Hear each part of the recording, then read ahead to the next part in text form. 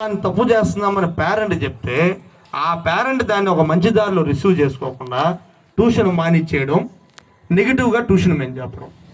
అంటే మేము చేసేటి తప్పులా వాళ్ళకి తప్పులు అనిపిస్తున్నాయో నాకు అర్థం కావట్లేదు. అంటే మీ పిల్లలు ఇలా చేస్తున్నారమ్మా, మంచి మార్గంలో పెట్టుకోండి అని చెప్పడం కూడా తప్ప అనిపించేసింది. ఇది ఇక్కడ ఆగిపోయిన పిల్లలు, మీరుండే పిల్లలు, వాళ్ళు ఏ పరిస్థితుల్లో మానేశారు, ఎందుకు మానేశారు, ఇవన్నీ మీకు తెలుసు. ఇంకొకటి, మన దగ్గర మీరుండే పిల్లలందరూ తెలుసు రావు సార్ అంటే ఎలా ఉంటాడు, చదువు పరంగా ఎంత సపోర్ట్ చేస్తాడు. ఏమ్మా మీకందరూ తెలియని విషయం ఏమన్నా ఉందా? చదువు పరంగా ఈ ట్యూషన్లో మొట్టమొదటి స్థానం చదువే. చదువు, క్రమశిక్షణ, ఇవే మెయిన్ చూస్తాను నేను. కానీ మీ ఫ్రెండ్స్ అందరూ కొద్దిమంది ఛాలెంజ్లు చేసి వెళ్ళిన్నారు.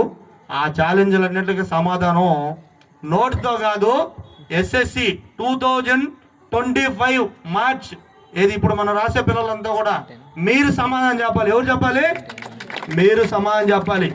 నేను తయారు చేసిన ఆయుధాలు మీరే. రేపు సొసైటీలో మీరు తలెత్తుకొని తిరుగుతారు చూసారా, మీరు కాదు, మిమ్మల్ని తయారు చేసిన రాజు సార్ కాలు ఎగరేస్తారు ఆ రోజు. ఇది అందరికీ గుర్తుండిపోద్ది. విజేత బ్రాండ్ ఏందో 2025 మార్చి మాట్లాడుతుంది. నేను తయారు చేసిన శిష్యులు ఎలా ఉంటారనేది. నేను సాధించాల్సింది ఏమీ లేదు. ఆల్రెడీ